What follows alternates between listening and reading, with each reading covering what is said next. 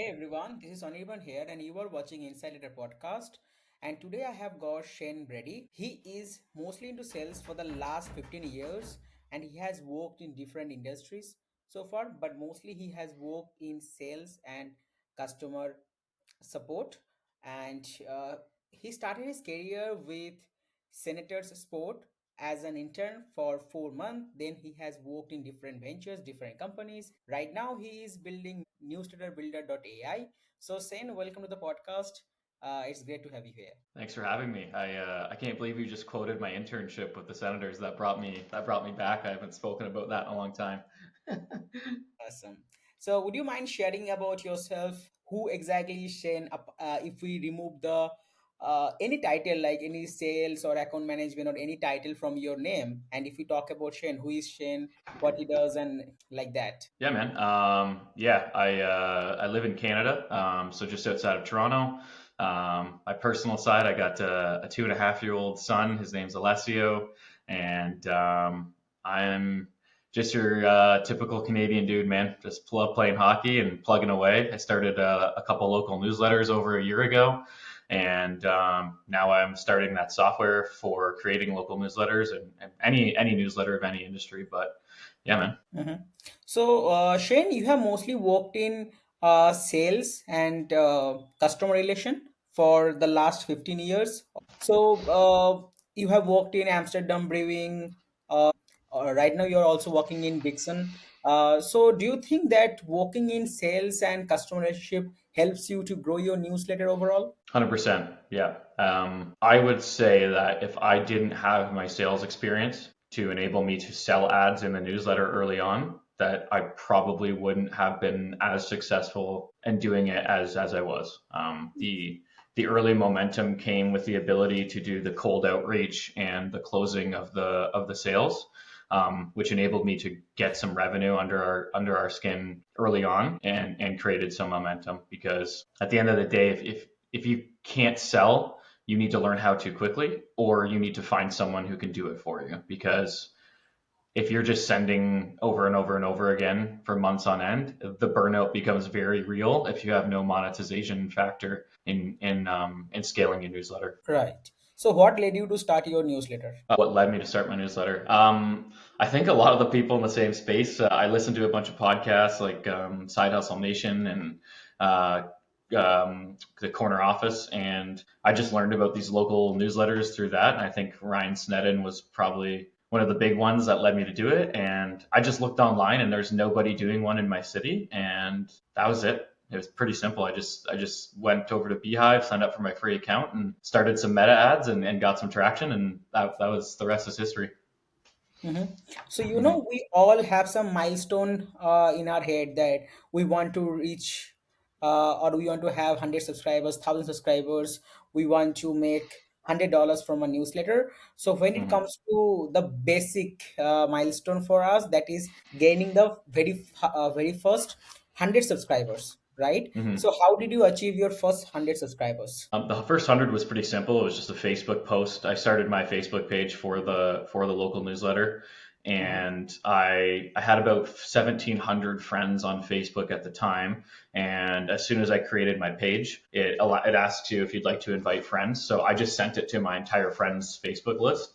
And out of that, like I think we got like 200 and something subscribers immediately, just because I had lived in the area my whole life and I live here now. So that was easy actually. So that cost me no money. That was all organic via just making my Facebook page. Right. So, there are thousands of newsletters out there. So, Hmm. if you, like, let's say I am a subscriber or I am someone a very stranger to you and I don't know about you, your subscriber or anything. So, how would you convince me to subscribe to your newsletter? Outside of what I did originally, it's all about the meta ads and the copy on your meta ads.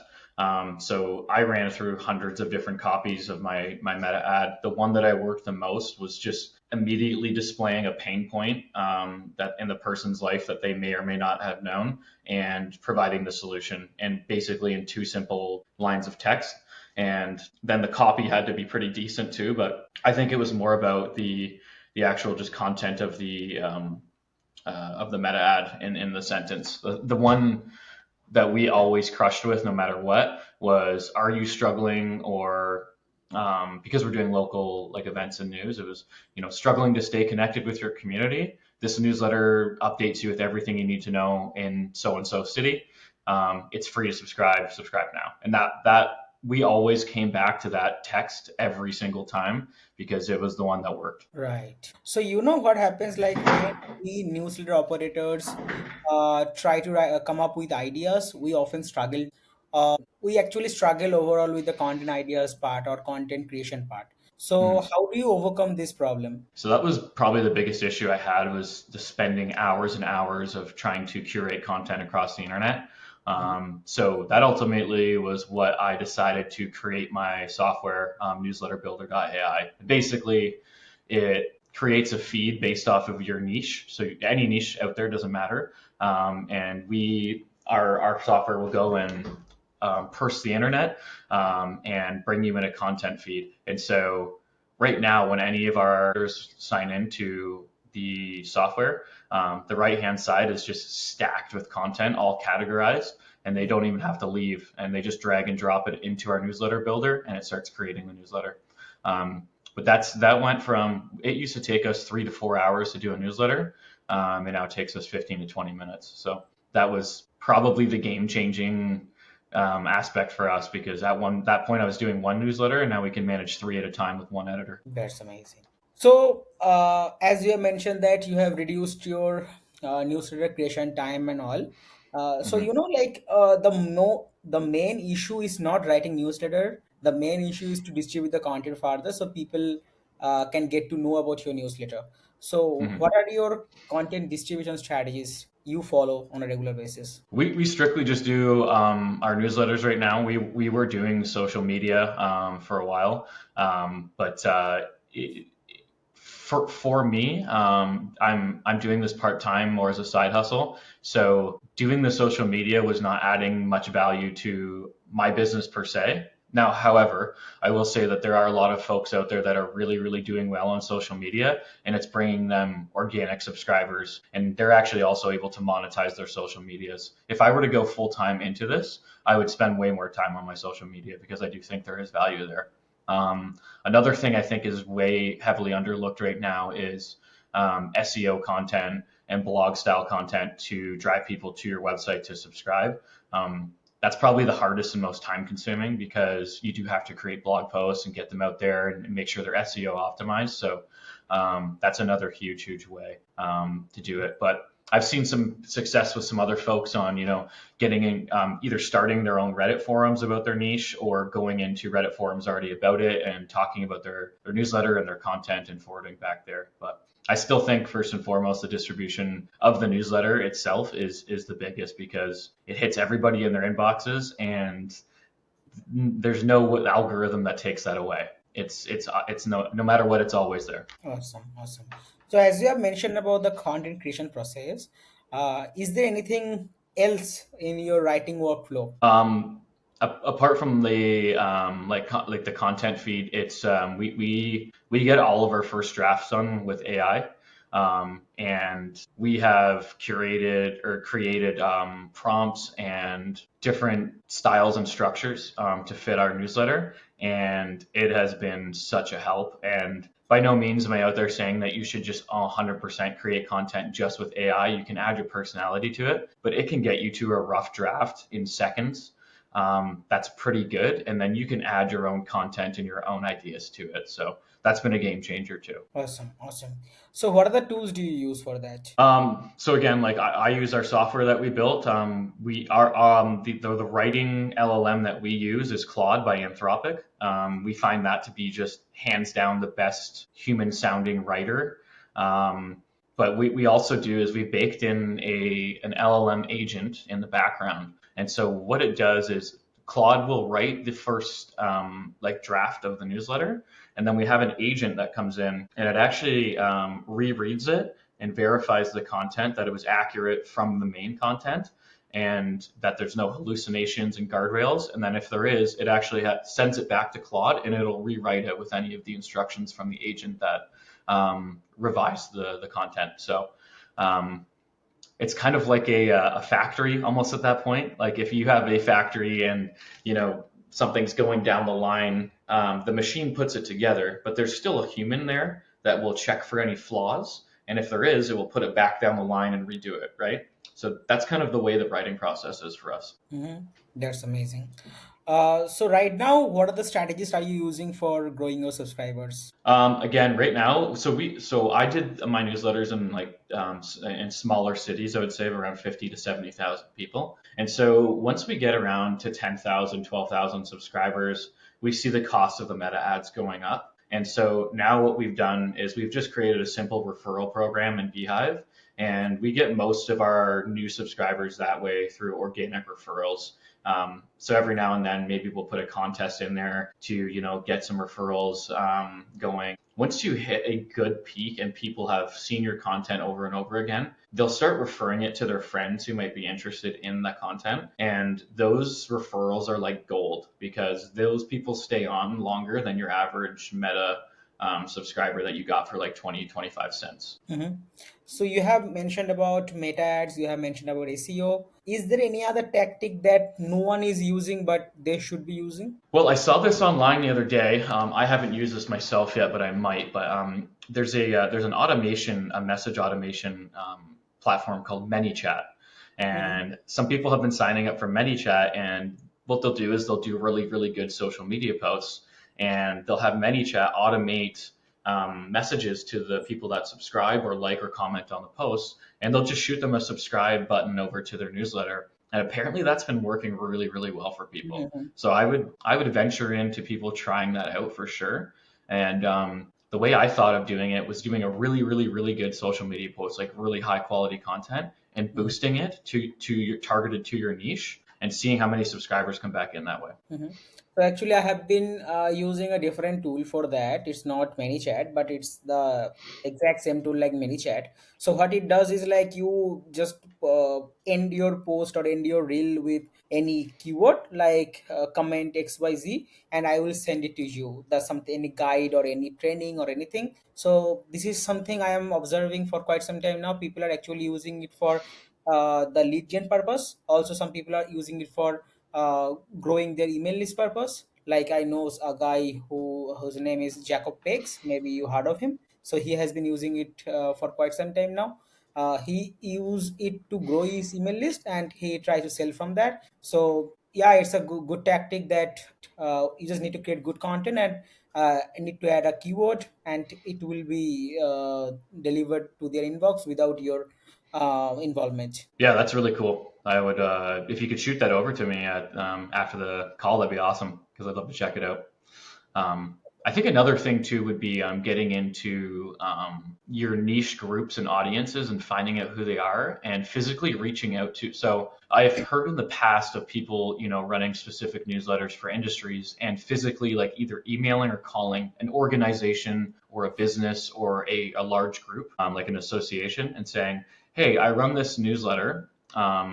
It's pertinent to your niche or industry. I think that you and your association, maybe you could send an email blast and tell everybody about it and sign up, and I will do XYZ for you if you get so many people subscribed." So, just for an example, let's say you ran um, like a home building or a real estate newsletter in some place, like some town or city, and you went to your homeowner builders association or something like that, and you said, "Hey, like we write about these topics, they're pertinent to your business, blah blah blah. We think that everybody in your company should be involved and signed up to this because it would make them better industry experts by doing so." And then you gave them some sort of referral program or maybe like even an advertisement in your newsletter or something like that for free for a certain amount of time if they got a certain amount of subscribers from that domain, Right. So if actually, that makes any sense. I learned this from Matt Magary. So he in his blog once told that whenever you connect with the new people, always send a welcome message that hey, I have been building this or I have been writing this and it will help you in this way. If you love to check it out, here is the link. So it actually worked really well for me and he drove me around 30 to 35 subscribers. Like whenever I connect with new people, I just send them a message, quick message. Hey, thanks for connecting with me. Here is what I am building, and every week you get three issues where you can learn how to build a newsletter business. So it actually works well. Also, I saw this with Tyler Denk as well, the CEO of Beehive. He also, Hmm. whenever you follow him, you will get a message. Thanks for following, and here is the thing I am building. It's actually cool. Yeah, it's super smart, right? And those will add up over time. Like if you start building a massive audience like that, that could turn into thousands of organic subscribers over time. So, one tactic I see that most of the people aren't using, that is collaboration. That if you can collab with the people in your industry or the audience you share, right? Like, let's say if you are into marketing and if anyone else is building something in sales, so both of your audience are in the similar group. So, if you collab, it's likely that the audience of your friends or the partner would be interested to check your newsletter as well. So, have you ever tried collaboration? I haven't. I should, and you're right. Because we run local newsletters, it's kind of it's the collaboration is a bit odd, right? Because the industry is so specific to your location. So the people you would probably collaborate with are actually also likely your competitors. But I feel like for some other industries, and maybe even for the local newsletter industry, there's definitely some collaborative ways to get yourself out there. Like for an example, like a local podcast, like maybe you could collaborate with them so they could give you shout outs on their podcast, and you can put their podcast episodes in your newsletter. You could come up with some sort of partnership like that. Apart from Twitter, do you use any other social media platform to grow your newsletter? No, I don't right now. No. I think LinkedIn is a huge and underdeveloped way to grow your newsletter. I've noticed actually on LinkedIn that a lot of people right in their profile have like a little view my newsletter link right underneath their profile. So I think that's cool. I should probably jump on that, but I haven't. To be completely like transparent, like the Facebook meta ads has just been so good and so low cost for subscriber. I haven't really had to look into a lot of other ways. Um, so that's been pretty much the only way. Right. So right now you are building newsletterbuilder.ai. Would you mind sharing more about Mhm. it? Yeah, for sure. So like I said, like I was struggling with the operations side of the running the back end of the newsletter, and I was I was subscribed to like two or three different tools, a sponsorship manager, an RSS feed so that I could try to curate my content. And I just said, all of this should be in one place. Like I shouldn't have to leave and go to all these different tabs and stuff like that and pay all these different suppliers. So I was just sitting there one day and I was like, I'm just going to build it. And so we did, and it's fully operational. And so basically, what you get with it is a curated content feed, all of the AI generation that you would ever need for a newsletter. You get a sponsorship manager with a sponsorship storefront, so your people can buy sponsors and advertisements into your newsletter or social media right from your storefront. So you could be sitting there one day and just get a Stripe payment, and that means they bought an ad. Um, and we are hooked up and integrated with all the popular sending platforms, Beehive, ConvertKit, Mailchimp, all that stuff. So you can pull together your entire newsletter right inside of our system and send it directly to your email sending platform. It's saved us time and helped us monetize, which has helped us scale quite a bit. How do you monetize your newsletter? Monetize, we strictly do sponsored ads at the moment, and we are looking into some new avenues for the next year, which actually we're going to try to implement a paid subscription service. So right now we send 3 times a week with ads. Our paid subscription service would be 5 times a week, and it would be no ads. So we're going to start at around like $7 to $9, I think, a month for our local newsletters and see what we get. But we have 10,000 subscribers for our main one, and I think that we could probably get 500 to 1,000 people subscribed to the premium subscription. And if we can do that, that would actually be more profitable than our ad sales. The ticket is just making the content quality enough that people will actually pay for it. And so I think us increasing the cadence of the newsletter for the people that are very hardcore about the content will actually become more valuable to them, because those are the people that are super, super fans of your content, and they're also probably the most interested in your industry or niche. So I'm not sure if that price point will be good for a local newsletter, but we'll try it out and see. So that would be the next monetization feature. We've also looked into so in the software I built, you're allowed to you create forms, and so we have a way that we can Stripe paywall the forms. And so if you wanted to have like a user submission, let's say someone who wanted to say something in your newsletter, you could charge them 25 or 30 bucks and they could do a message to your subscribers about something. So maybe that's a small business, or maybe it's a just a subscriber that wants to do a shout out or something. So that's another feature we're looking for at 2026. Right. So do you have any plan to bring or introduce any product? It's funny you asked that actually. So my wife made a clothing line, and we've added them in as a product. It's kind of, I don't want to say hidden, but it looks like it's an advertisement from a local business, which technically it is because it's hers. But we created a product line from our newsletter. It doesn't look like our brand. It's a bit different. It's a female-oriented kind of clothing company, but it's ours, and so we have implemented that product, and it goes pretty well, actually. Right. So we when we build a newsletter business, we often make some mistakes that slow down our growth. So have you done any kind of mistakes that slow down your growth of your newsletter? Yeah, 100%. Trying to do too much, focusing way too much on little things over time. I tried to get way too pretty with the content and way too hardcore about everything. And then over time, I just started realizing that I could see what my subscribers actually wanted and cut down on all of the outside noise and just go, this is all they want. It's just these two or three different types of content. That's what I'm going to focus on. And I'm going to try to stop being everything for everybody, because that was a huge bottleneck, was just trying to get every single person, interest involved in one piece of content. And it was just taking over. And so that was a huge bottleneck. Another one was chasing the wrong advertisers. I was for a long time trying to place certain industries or services that I thought would work, instead of just asking them, the proper questions to actually see if that was something that they needed. We were going after anyone and everybody at the one time, and then I just started focusing on high LTV businesses that actually made money and that could, spend $200 or $300, and their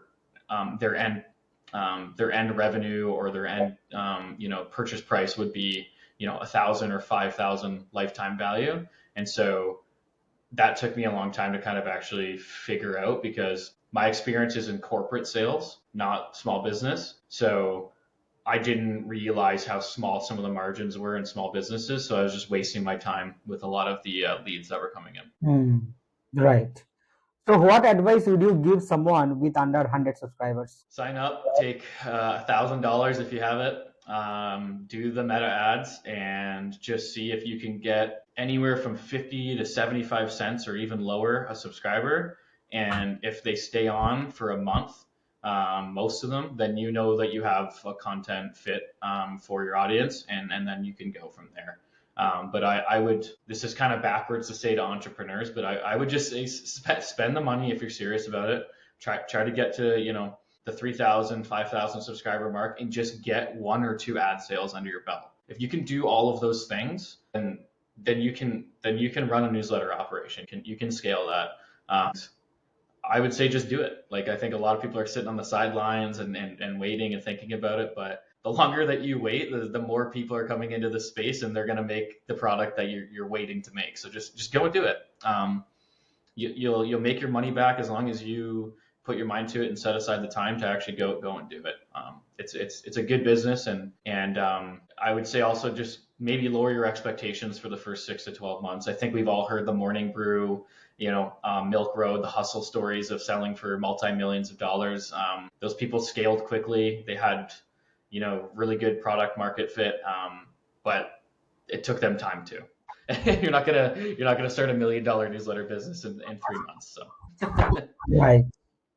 So if you had to start from zero, what would you do differently? um, Personally, I would have picked a probably a larger city to do this in if I was talking about local newsletters. But just in general, I would probably just sit down and see what. So like I kind of did it backwards. I started my newsletter and I worried about the content without thinking what my end goal was for my advertisers.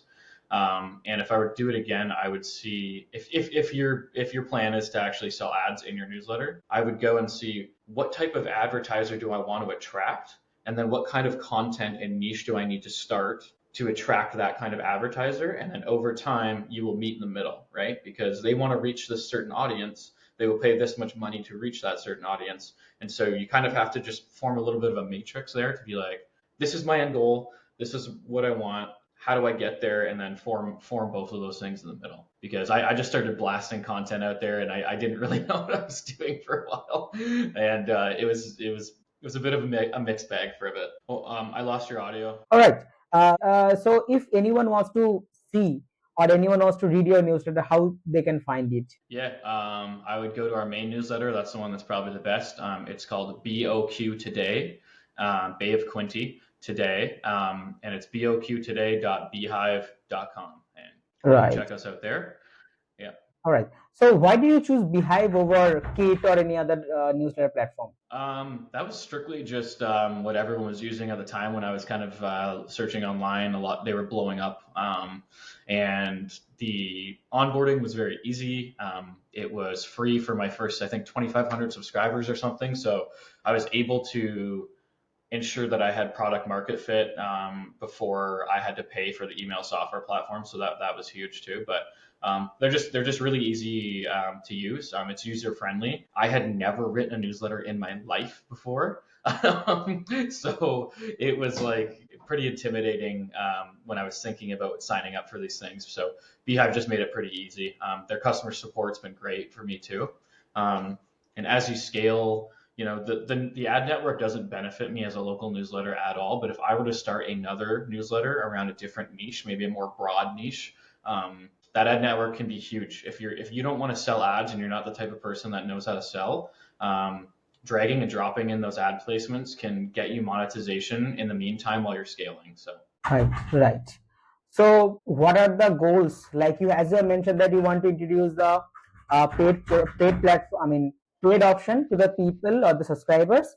Right. Apart from that, do you have any other goal with your newsletter in 2026? I think that we're just going to keep maintaining the two newsletters we have. I might branch out and actually start a new newsletter in a different niche that's not local news, which I think it may or may not be around AI and media and how to use AI for your media, ethically and properly, and make sure that it's actually quality and so I think that that's probably my plan. I think I've captured the local news market in the area that I live in pretty well. I think those things are going good, so I'm happy with that. And yeah, I'm interested in journeying into a different space. And I'm never satisfied with one thing. I kind of jump around to a lot, so I'm gonna try something new. Awesome. So, as you know, 2025 was the year of local newsletters.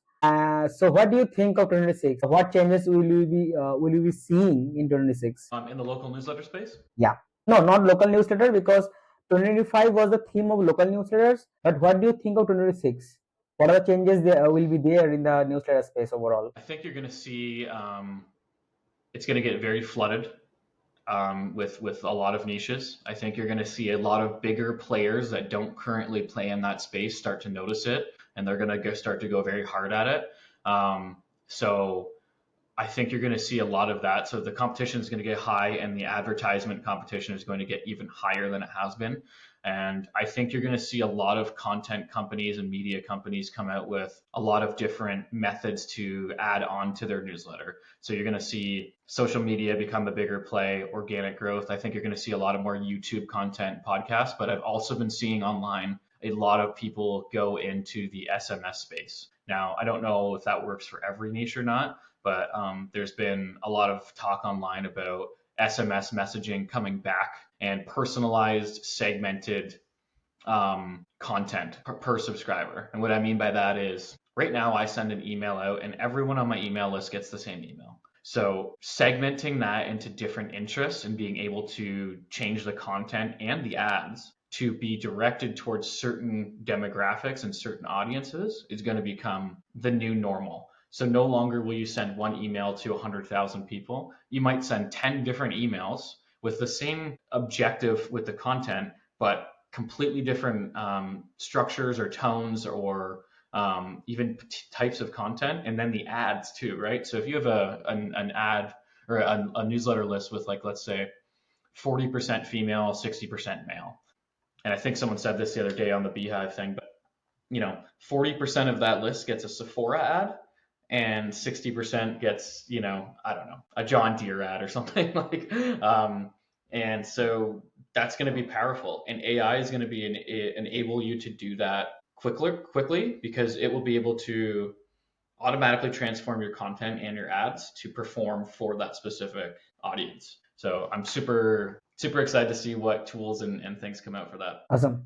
Awesome. Thank you so much for coming today and sharing the golden nuggets to the people who are building their own newsletters.